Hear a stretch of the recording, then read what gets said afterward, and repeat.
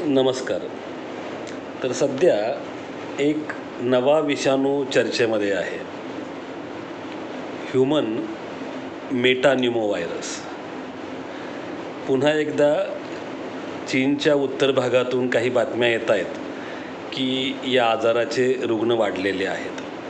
पण खरं म्हणजे त्याच्या नावासारखं आपण अगदी मेटाकुटीला येऊन त्याचा विचार करावा एवढा हा मेटान्युमो व्हायरस महत्त्वाचा नाही आणि तो नवीन तर बिलकुलच नाही.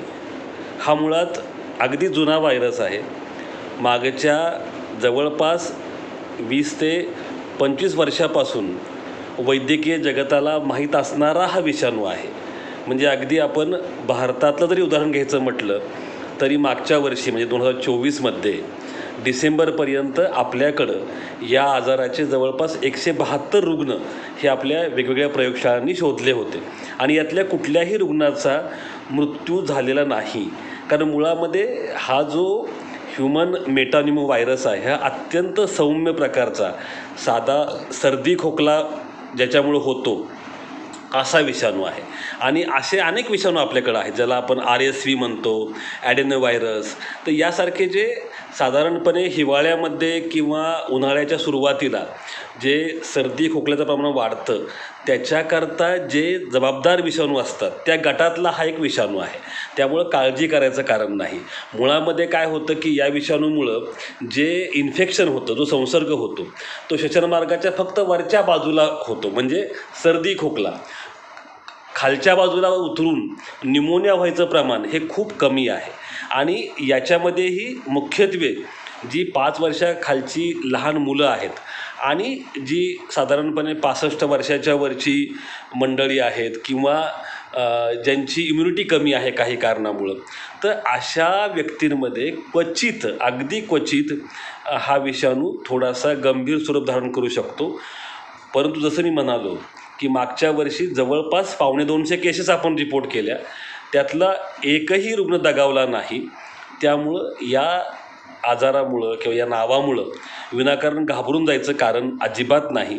याच्याकरता खरं म्हणजे कोणतं औषध नाही, पण औषधाची गरज देखील नाही. म्हणजे ज्याला आपण आजीबाईचा बटवा म्हणतो तसं सर्दी खोकल्याकरता गरम पाण्याच्या मीठ टाकून केलेल्या गुळण्या, वाफ घेणं किंवा सगळं ज्याला आपण म्हणतो की काढा आणि बाकीच्या गोष्टी ह्या पुरेशा आहेत.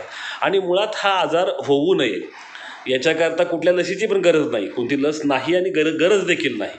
कारण हा इतका सौम्य स्वरूपाचा आजार आहे की साधी गोष्ट आहे की जे आपण गोष्टी करायचो की हात आपला वारंवार धुणं किंवा जर आपल्याला सर्दी खोकला असेल तर मास्क वापरूनच बाहेर जाणं किंवा जनसंपर्क कमी करणं, आपल्या डोळ्याला नाकाला पुन्हा पुन्हा सारखं हात न लावणं, या ज्या साध्या गोष्टी आहेत, आपला आहार चांगला ठेवणं, पुरेशी झोप घेणं हे अगदी पुरेसं आहे. त्याच्यामुळं मुळामध्ये हा जो अवघड नावाचा हा विषाणू जो आलेला आहे ह्यूमन मेटान्युमो व्हायरस, नाव जरी अवघड असलं तरी बेटा हा विषाणू खूप साधा सोपा आणि सौम्य आहे. त्याच्यामुळं घाबरून जायची गरज नाही. अनेकदा माध्यमामधून आलेल्या बातम्या, व्हॉट्सअप याच्यामुळं आपण खूप विचार करू लागतो, परंतु हा विचार करावा असं बिलकुलच नाही. त्यामुळं बिनधास्त राहा. खरं म्हणजे पॅनिक सुद्धा वापरायची गरज नाही, इतका हा सौम्य आहे. त्यामुळे बिनधास्त राहा. त्याच्या अनुषंगानं सर्वेक्षण आणि बाकीच्या गोष्टी सरकारी यंत्रणा करतच आहेत.